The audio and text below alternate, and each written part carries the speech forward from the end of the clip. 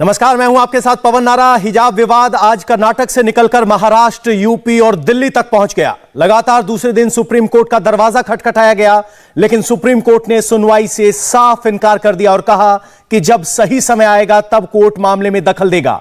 अभी कर्नाटक हाईकोर्ट के स्वतंत्र तरीके से सुनवाई करने पर कोई रोक नहीं होनी चाहिए। आपको बता दें कि कर्नाटक हाईकोर्ट ने हाई स्कूल और कॉलेजों में को खोलने का आदेश दिया है और सोमवार तक धार्मिक पोशाक पहनकर कैंपस और क्लास में आने पर रोक लगाई थी। इस बीच हिजाब विवाद पर एक नई बात पता चली है। क्या हिजाब विवाद के पीछे एक बड़ी प्लानिंग की गई? क्या हिजाब पर कंट्रोवर्सी के पीछे सुनियोजित साजिश है? ट्विटर पर हिजाब के नाम पर प्रोपेगेंडा चल रहा था। नारेबाजी करने वाली Muskan Khan Campus Front of India से जुड़ी है। क्या यह हिजाब विवाद बड़ी साजिश का मॉड्यूल है? आज इस पर हम करेंगे बहस हमारे मेहमानों के साथ। हमारे साथ निघत अब्बास हैं, सोशल एक्टिविस्ट हैं, अंबर जैदी हैं, सोशल एक्टिविस्ट हैं, इफ्रा जान प्रवक्ता हैं जम्मू कश्मीर नेशनल कॉन्फ्रेंस की, और सैयदा फलक हैं, नेता हैं AIMIM की। सैयदा फलक जी, आपसे शुरुआत कर लेते हैं। सबसे पहला सवाल ये कि बैन कहां लगा है, और अगर बैन सिर्फ कर्नाटक के कुछ स्कूलों तक सीमित है तो फिर यह प्रदर्शन देश भर में क्यों? क्या यह विरोध का एक नया टूल है? मैं ठीक है, आपने तो मुझसे सवाल कर लिया, मैं भी आपसे सवाल करूं। इसका जवाब दे दीजिए, कर लीजिएगा सवाल। हाँ, डिस्कशन है। बैन तो सिर्फ बैन तो सिर्फ स्कूल कॉलेजेस में लगा है ना। अब मैं आपसे सवाल करती हूँ, क्या कॉन्स्टिट्यूशन ऑफ इंडिया हिंदुस्तान में हर जगह अप्लाई होना चाहिए? बिल्कुल होना चाहिए। बोलिए। बिल्कुल होना चाहिए। तो स्कूल में क्यों नहीं? स्कूल्स में क्यों नहीं? स्कूल्स में तो कॉन्स्टिट्यूशन के बारे में पढ़ाया जाता है और कॉन्स्टिट्यूशन हमें इजाजत देता है कि हम हमारा मजहब फॉलो करें। लेकिन तो क्या आप क्या तकलीफ है? और आप मुझे बताइए, क्या कर्नाटका में सिर्फ कॉन्स्टिट्यूशन आपको आजादी देता है लेकिन इंडिविजुअल फ्रीडम से ज्यादा इंस्टीट्यूशनल फ्रीडम मायने रखती है? केरला हाईकोर्ट ने कहा है, आप वो नहीं मानेंगे, वो याद नहीं दिलाएंगे, लेकिन आप सवाल करेंगे। फोर्स किया जा रहा है, ये फोर्स किया जा रहा है कि हम हमारा मजहब ठीक तरीके से फॉलो ना करें। अब आप बोलेंगे कि अगर सुनिए, अब आप बोलेंगे कि कर्नाटका में ये बैन लगा हुआ है तो इंडिया में क्यों प्रोटेस्ट हो रहे हैं? अब देखिए, मुझे एक न्यूज आई कि तेलंगाना में भी एक कॉलेज में एक प्रिंसिपल ने बोला कि जाओ बुर्खा पहन के नहीं आना यहाँ पे। तो अगर ये कर्नाटका में बैन लग जाएगा तो धीरे धीरे जहां पे बीजेपी हुकूमत है वो हर जगह बैन लाएगी। उसके बाद बोलेंगे कि अगर स्कूल्स में अलाउड नहीं है, अगर कॉलेजेस में अलाउड नहीं है तो फिर हम यहाँ भी अलाउ नहीं करेंगे, हम वहां भी अलाउ नहीं करेंगे। इसलिए ये प्रोटेस्ट तो देखिए पूरे हिंदुस्तान में ही चलेगा। तो क्या ये विरोध का एक नया तरीका भर है? क्योंकि आप कह रहे हो कि हर जगह ले आएंगे, बात सिर्फ इंस्टीट्यूशन यानी क्लास के अंदर और बाहर की हो रही है। आप अगर विरोध ऐसे कर रहे हैं जैसे पूरे देश में बुर्के पर बैन लग गया है। अगर शुरुआत यहां से करेंगे, कल के दिन बोलेंगे यहां भी मत पहन कर आओ, वहां भी मत पहन कर आओ। भाई, हमें हर जगह पहनना है। आपको हिजाब का मतलब मालूम है? क्या आपको हिजाब का मतलब मालूम है? आप बताइए, मैं तो जानता हूं, आप बताइए। जी, हिजाब का मतलब ये है कि हम सिर्फ हमारे घर में हिजाब नहीं पहन सकते, हमारे बाप के सामने, हमारे भाई के सामने, पति के सामने, ससुरे के सामने, बेटे के सामने, दामाद के सामने, भतीजे के सामने। उसके अलावा जब हम घर से बाहर निकलते हैं तो हम हमारा जो बॉडी है, जो बाल है, वो किसी को नहीं बता सकते। तो जब हम घर से बाहर निकलेंगे, जिसको हिजाब पहना है वो पहनेंगे, कोई उन्हें रोक नहीं सकता। अब इसी चर्चा में निखत अब्बास जी को ले आते हैं। निखत जी, अगर आप बुर्का नहीं पहनती हैं तो क्या आप कम मुसलमान हैं? जैसा कि वो कह रहे हैं कि आप बुर्के के बारे में नहीं जानते। क्या बुर्का और इस्लाम का एक अहम अंग है? चल रहा है ना, बिल्कुल पवन जी, ये जो पूरा एजेंडा प्रोपोगेंडा चल रहा है ना, ये डर का खेल चल रहा है, ये डराने का खेल चल रहा है कि किस प्रकार छोटी छोटी मासूम बच्चियों की जहनियत में डर को हमें बसा दिया जाए। अब देखिए, आज मैं निघत अब्बास, आज ये हिजाब सर पर पहनकर जब तक बैठी हूं ना, तब तक मैं बहुत ही आज्ञाकारी, इस्लाम को आगे बढ़ाने वाली, बहुत ही सभ्य, बहुत ही सुशील महिला हूं। और अब देखिएगा, जैसे ही मैं ये हिजाब अपने सर से उतार देती हूँ, वैसे ही मुझसे ज्यादा गंदी, इस्लाम को डुबा देने वाली और माफ करिएगा अश्लील लड़की कोई हो नहीं सकती। और मैं तो बहुत ही सभ्य लफ्जों का इस्तेमाल कर रही हूँ। मेरे सोशल मीडिया हैंडल पर अगर आप चले जाएंगे ना पवन जी, आपके पास तो बड़ी सर्वे की टीम होती है, आप दिखवाइएगा। जब मैं वेस्टर्न आउटफिट में अपनी कोई फोटो डाल देती हूँ सोशल मीडिया पर, तो पवन जी न जाने कितने मेरे कौम के लड़के मुझे इस प्रकार की गालियां देते और इस प्रकार के अश्लील शब्दों का प्रयोग करते, जो माफ करिएगा मैं आपके चैनल पर इस्तेमाल भी नहीं कर सकती। आंखों में आंसू आ जाता है वो सोचकर, इतना बुरा लगता है, इतना दर्द होता है। इरफा जी, यही डर की नकाब के पक्ष में इतनी बड़ी रैलियां हो रही है, अगर कोई मुस्लिम लड़की वेस्टर्न आउटफिट पहनती है तब तो ये समर्थन नहीं आता, तब तो चॉइस की बात नहीं होती। क्या जवाब देंगे? जी, आप अगर मेरा ट्विटर प्रोफाइल देखेंगे या फेसबुक प्रोफाइल देखेंगे, आप देखेंगे हर जगह मैंने उसमें वेस्टर्न कपड़े पहने हुए हैं और किसी ने भी ऊपर से नीचे तक कुछ नहीं कहा है। लेकिन हाँ, बात हिजाब, सर पे दुपट्टा रख के हिजाब की नहीं है, बात चॉइस की है। यानी अगर निघत अब्बास जी अपने सर से दुपट्टा उतारना चाहती हैं, हमें उसके साथ भी खड़ा होना चाहिए। अगर इफ्रा जान अपने सर पे दुपट्टा रखना चाहती है, हमें उसके साथ भी खड़ा होना चाहिए। ना तो हम लोगों को निघत अब्बास जी को बोलना है कि आपको क्या करना है, आपके लिए ठीक क्या होगा, ना तो हमको मुस्कान को बोलना है कि उसके लिए क्या होगा। एक औरत जो है वो अपने लिए खुद डिसाइड करेगी कि उसके लिए क्या ठीक है, क्या नहीं है। वो शादी करना चाहती है, बहुत अच्छी बात। नहीं करना चाहती है, बहुत अच्छी बात। सर पे दुपट्टा रखना चाहती है, बहुत अच्छी बात। नहीं रखना चाहती है, उसको उतार के बिकनी पहनना चाहती है, बहुत अच्छी बात। महिलाओं को जब हम सपोर्ट करने का मतलब है कि उन पे हम अपने जो आइडियाज हैं उनको ना थोपें। एक सवाल इफ्रा जी आपसे कर लेते हैं। इफ्रा जी, आप चॉइस कह रही हैं कि महिला की चॉइस है, तो क्या एक मुस्लिम महिला बीजेपी या एबीवीपी को सपोर्ट कर सकती है? क्योंकि ये सवाल इसलिए क्योंकि इस पूरे विवाद की जड़ में ये है कि इन बच्चियों ने एबीवीपी के एक प्रोग्राम में हिस्सा लिया, जिसके बाद ये सारी कवायद शुरू हुई। एक पूरी रिपोर्ट आई है इंटेलिजेंस की जो कहती है कि इनके बच्चियों के घर पे जाके समझाया गया कि एबीवीपी के प्रोटेस्ट में ये बच्चियां क्यों चली गई। तो वहां चॉइस कहां जाती है? देखिए, जहां पे आप जो है, अगर आप देखेंगे, मैं नेशनल कॉन्फ्रेंस से जुड़ी हुई हूँ और कितने नेशनल कॉन्फ्रेंस में अभी हमारे साथ हिंदू भाई बहन, कश्मीरी पंडित, कश्मीरी सिख, बौद्ध लोग जुड़े हुए हैं और कश्मीरी मुस्लिम्स भी जुड़े हुए हैं। तो ये कहां पे जो पॉलिटिकल पार्टीज हैं, ये धर्म के नाम पे पॉलिटिकल पार्टीज को आप कैसे जोड़ देते हैं? अगर निघत अब्बास जी बीजेपी के साथ जुड़ी हुई हैं, बहुत अच्छी बात है। अगर कल को बीजेपी छोड़ना चाहती है, हमको उसका भी समर्थन करना चाहिए। लेकिन सवाल ये है कि आप बार बार इन बच्चियों पे तो सवाल कर रहे हैं कि इनके पीछे कौन है, इनके पीछे कौन है। पता नहीं, मेरे पीछे भी शायद इन्वेस्टिगेशन शुरू हो जाएगी क्योंकि मैंने सर पे दुपट्टा रखा है। आप इन्वेस्टिगेट उन लड़कों के लिए क्यों नहीं कर रहे हैं जो लड़के, एक हम लोगों ने देखा था इनोवा से बैठ के वो स्कार्फ्स और शॉल्स ले रहे हैं और एक इनोवा जाके उनको शॉल्स और वो टर्बन्स पकड़ा रही है। उनपे भी तो इन्वेस्टिगेशन होना चाहिए कि जो बाकी प्रकार के लोग थे वो कहां से आए।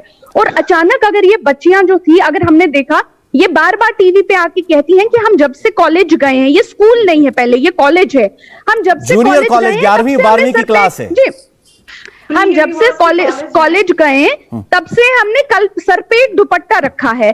आज अचानक से कर्नाटका की इस स्कूल को क्या हो गया कि आज उन्होंने बच्चों को अंदर आने नहीं दिया? अंबर जैदी को इस चर्चा में लाना चाहता हूं मैं। अंबर जैदी जी, आज क्या हो गया? सवाल ये है कि आज बुर्के पर बहस क्यों है? क्या यूपी में चुनाव है इसलिए या कोई और? आज क्यों?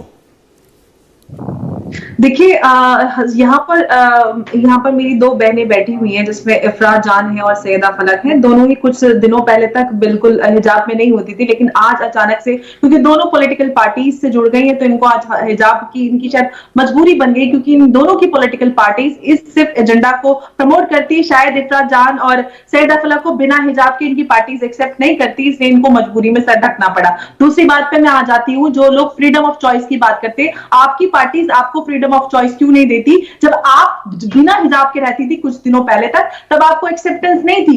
अब मैं आ जाती हूं कर्नाटका हिजाब के मुद्दे पर। मैंने किसी के बीच में नहीं बोला है, तो प्लीज मुझे पवन जी थोड़ा सा टाइम दीजिएगा। देखिए, जो मैं फलक जी ने सबसे पहले ये बात उठाई थी कि हमें सबको कॉन्स्टिट्यूशन इजाजत देता है, क्या पूरे देश में कॉन्स्टिट्यूशन संविधान अप्लाई होता? बिल्कुल अप्लाई होता है, लेकिन वही संविधान हमें ये जो कर्नाटका एजुकेशन एक्ट 1983, 1995 और 2013, उसके तहत ये सारी चीजें पहले ही क्लियर है, जिसमें अमेंडमेंट्स हुए। कहते हैं कि प्री यूनिवर्सिटी कॉलेज में यूनिफॉर्म नहीं होता, वहां पर यूनिफॉर्म था और कांग्रेस के राज्य में ही ये सारे कानून बनाए गए हैं, जिसके तहत प्री यूनिवर्सिटी कॉलेज में भी यूनिफॉर्म पहनकर जाना था। और अचानक से 6 लड़कियां कुछ दिन पहले वहां पर बुर्का पहन के क्लासरूम में जाना शुरू कर देती हैं। जब एडमिनिस्ट्रेशन उनको रोकता है तो वो कोर्ट पहुंच जाती हैं और ये बात करती हैं कि भगवा पहनने वालों पर भी इन्वेस्टिगेशन होनी चाहिए। जब आप पहले ही खुद अपनी धार्मिक पहचान स्कूल कॉलेजेस में लेकर जा रहे हैं, जहां पर पूरी दुनिया में हम देखते हैं स्कूल कॉलेजेस में धार्मिक चिन्ह पहचान ले जाना अलाउड नहीं है, वहां पर आप ले जाकर खुद अलगाववाद शुरू करते हैं, फिर दूसरे की पहचान पर आप एक बार सैयदा फलक जी को इस चर्चा में ले आते हैं। मैम, अंबर जैदी का कहना है कि अगर आप बुर्का ना पहने तो आपकी पार्टी आपको स्वीकार ना करे। क्या ये राजनीतिक मजबूरी है और ये मजबूरी ही ताकत बनाने की कोशिश है? अब सुनिए मेरा जवाब। मैं AIMM ज्वाइन कर चुकी हूँ 2 साल पहले, जब मैं हिजाब फॉलो नहीं करती थी। मैं सर पे दुपट्टा पहनना शुरू करी करीब 2 साल 2.5 साल पहले से, ठीक है। उसके बाद मैं जब AIMM ज्वाइन करी तभी भी मैं सर पे दुपट्टा पहनती थी। मैं रिसेंटली हिजाब पहनना शुरू करी, तो ये जो है ना बिल्कुल गलत बोल रही है कि भाई मैं हिजाब पहनी तो मुझे पार्टी में एक्सेप्ट किया गया। मैं 2 साल से सर पे दुपट्टा पहनती हूँ और उसके बाद 1-1.5 साल पहले मैंने MIM ज्वाइन किया, तभी भी मैं हिजाब पूरा कंप्लीट नहीं पहनती थी। अब मैं हिजाब कर रही हूँ क्योंकि रुक जाइए, अब मैं हिजाब कर रही हूँ क्योंकि अल्लाह ने मुझे हिदायत दिया, मेरे दिल में आया कि ये चीज जरूरी है, मैं मेरा मजहब ठीक से फॉलो करूँ। दूसरी बात प्लीज डोंट इंटरप्ट, मेरी बात खत्म होने दीजिए। पवन जी, आप उन्हें रोक सकते हैं क्या? मेरी बात खत्म होने दीजिए। मैम, सवाल यही है कि क्या एक महिला जो AIMIM जैसी पार्टी में आना चाहती है, क्या आप AIMIM में बगैर बुर्के हिजाब के अपनी कोई राजनीतिक पहचान पाती हैं? बराबर। अगर हमारे पार्टी लीडर को समझ में आया कि हम इन्हें पार्टी में ले सकते हैं तो वो लेंगे, वो उनकी मर्जी है ना। वो ये नहीं देख रहे हैं कि आप हिजाब पहनते हैं, बुर्का पहनते हैं। वो उनकी काबिलियत देखेंगे, वो उनकी ऑनेस्टी देखेंगे, वो देखेंगे कि वो कौम के लिए, कंट्री के लिए, सोसाइटी के लिए क्या कर सकते हैं। वो बेसिस पे वो डिसाइड करेंगे कि वो किसको पार्टी में लेंगे और नहीं लेंगे। और मेरी बात खत्म होने दीजिए प्लीज, मेरी बात खत्म होने दीजिए। आप बाद में बोल लेना, मेरी बात खत्म होने दीजिए। सबको मौका मिलेगा। अगर हम सब एक साथ बात करेंगे ना तो कुछ समझ में नहीं आएगा। बोलिए ये बहुत गलत बात बोल रहे हैं कि ना भाई हिजाब अगर जो नहीं पहनता हम उनको बुरा भला कह रहे हैं।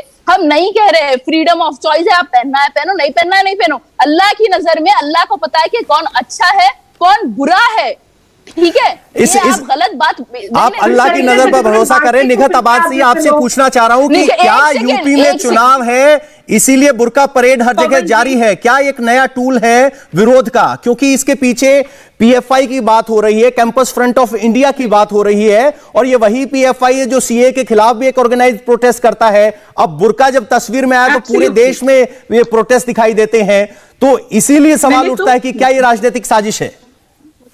बिल्कुल राजनीतिक विपक्ष की साजिश है ये। तभी मैंने आपको शुरू में भी कहा, मैंने फर्स्ट लाइन अपनी बात ही इस बात से शुरू करी थी कि ये डर का एजेंडा चलाया जा रहा है। सईदा फलक मेरी बहन ने बोला कि नहीं हम लोग तो उस पार्टी से आते हैं जहां पे बहुत ज्यादा एम्पावरमेंट की बात कर रही है, वो सशक्तिकरण की बात कर रही हैं।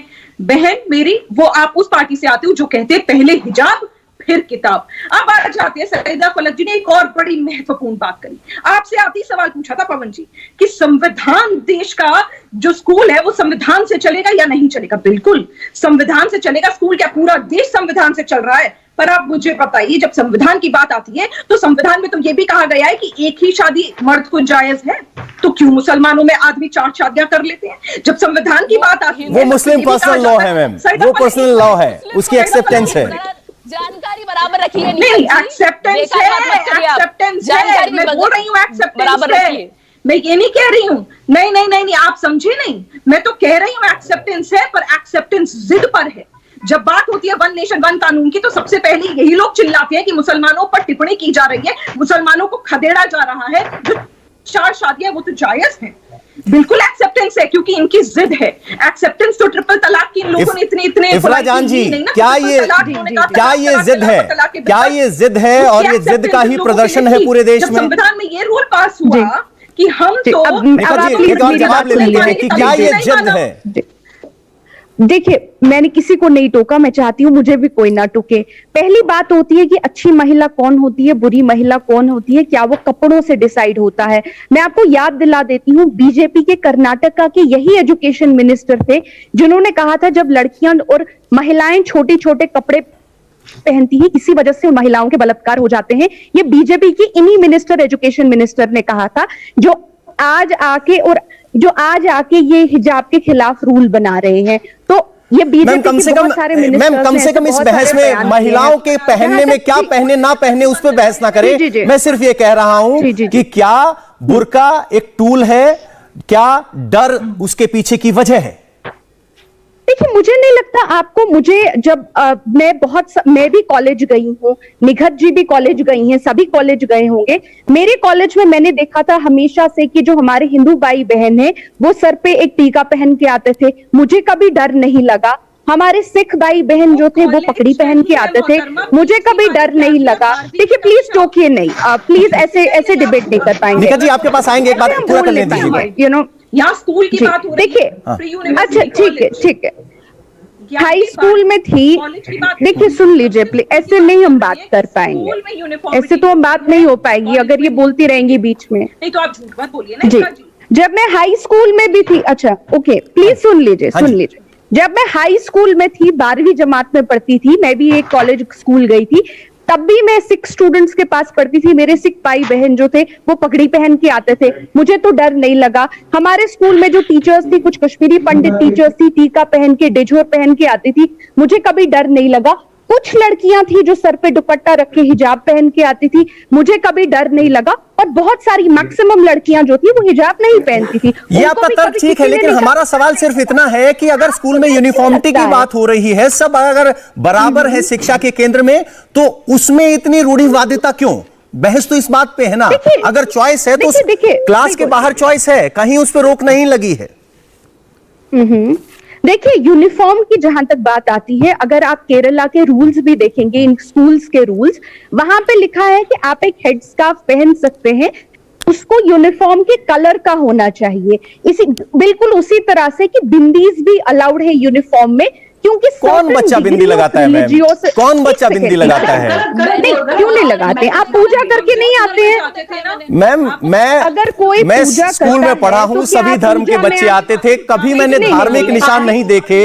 अंबर जैदी जी को इस बहस के अंदर लाना चाहता हूं। दोनों तरफ से जो दलील दी जा रही है, अंबर जैदी जी, दलील ये दी जा रही है कि भाई सिख बच्चा तो पगड़ी पहन के आता है, मुसलमान बच्चे अगर हिजाब पहन के आए तो क्या दिक्कत है?